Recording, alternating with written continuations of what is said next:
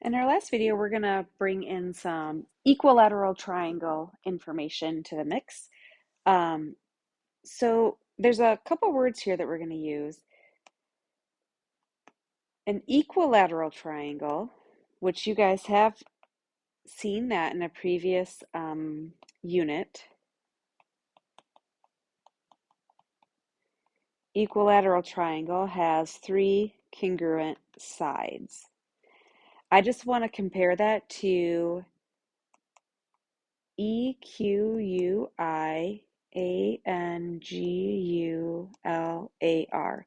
equiangular. So an equiangular triangle has three, three,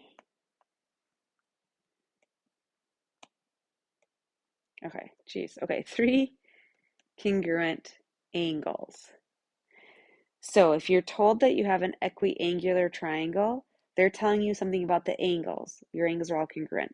If they're telling you that you have an equilateral triangle, they're telling you something about the sides. The sides are all congruent. All right, so let's get to our theorem.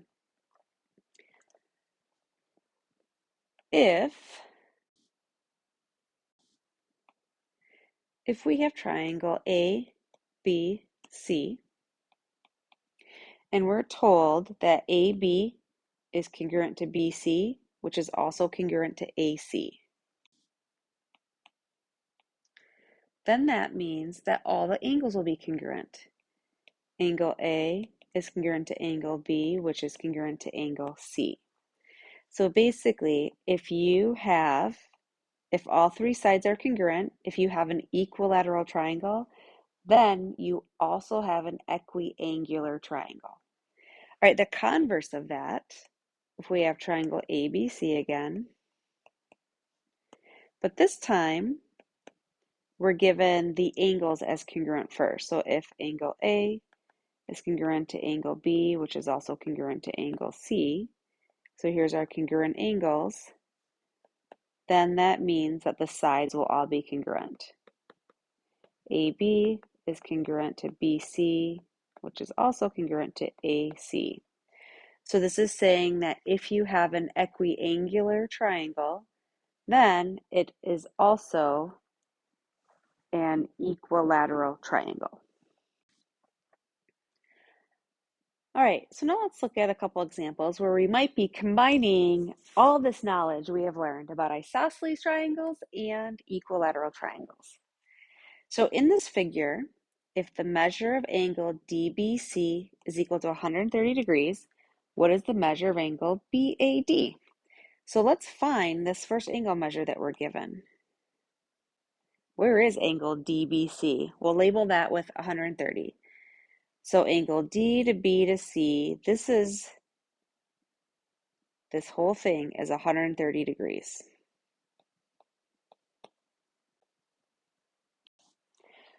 All right, look at the figure and see what other information they may have told us. I see some congruent sides. I see a couple of triangles.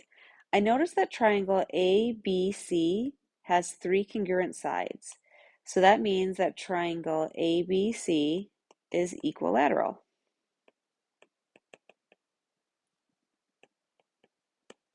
Well, if it's equilateral, it's also equiangular,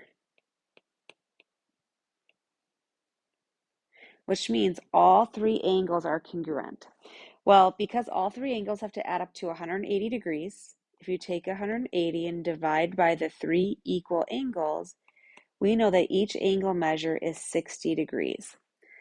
So how that helps us is this angle measure right here is 60 degrees.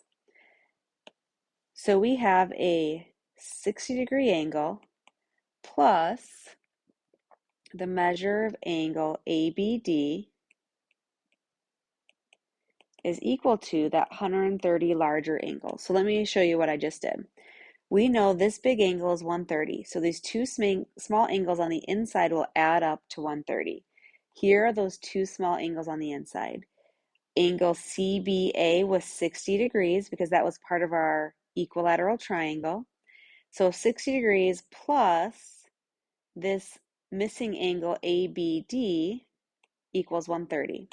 And now we can find the measure of angle ABD by just subtracting 60 from both sides.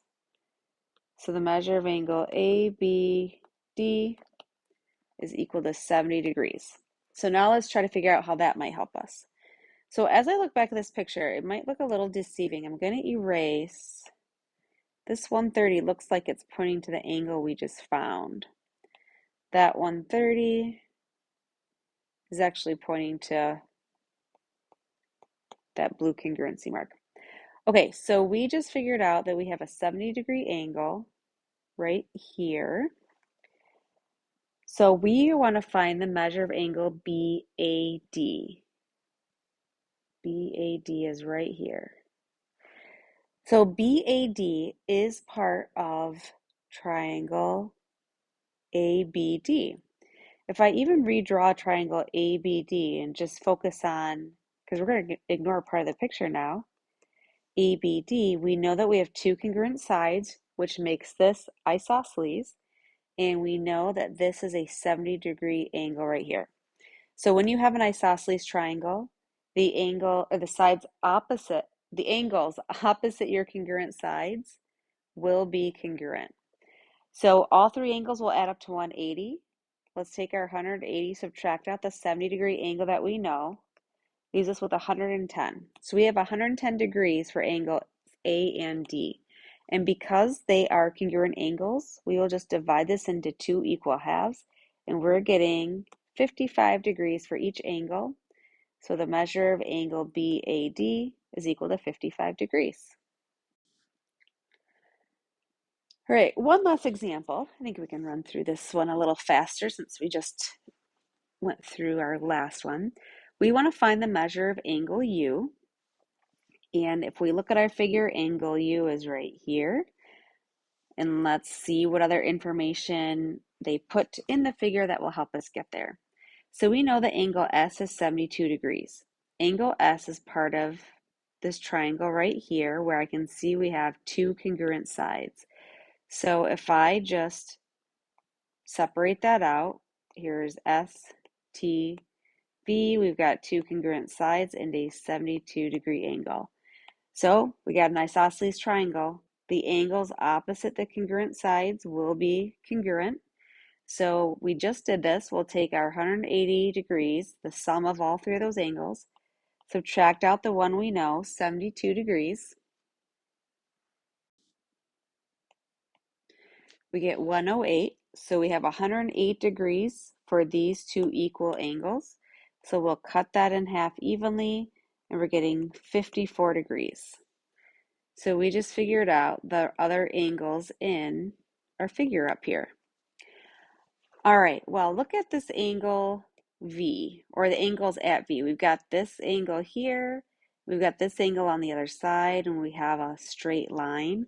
So these are supplementary angles. If you know 54, you know angle TVU right over here will be 180 minus that because of the supplementary angles.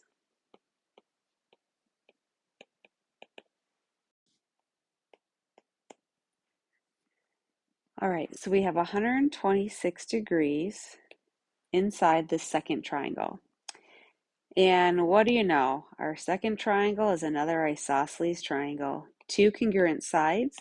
We know that the opposite angles will also be congruent. So angle U is congruent to angle UTV up here. So to get that, and maybe I'll just redraw that so we know what we're looking at over here. Something like this. We've got T, V, U. This is 126. Congruent sides, beads, we have opposite angles. Congruent, those are your base angles, by the way. Anytime you're talking about an isosceles triangle, you have congruent base angles. So let's take 180, subtract out the 126, and we get 54 degrees. So angle T and angle U are making up that 54 degrees. So then we'll just split that in half evenly. And angle U is equal to 27 degrees.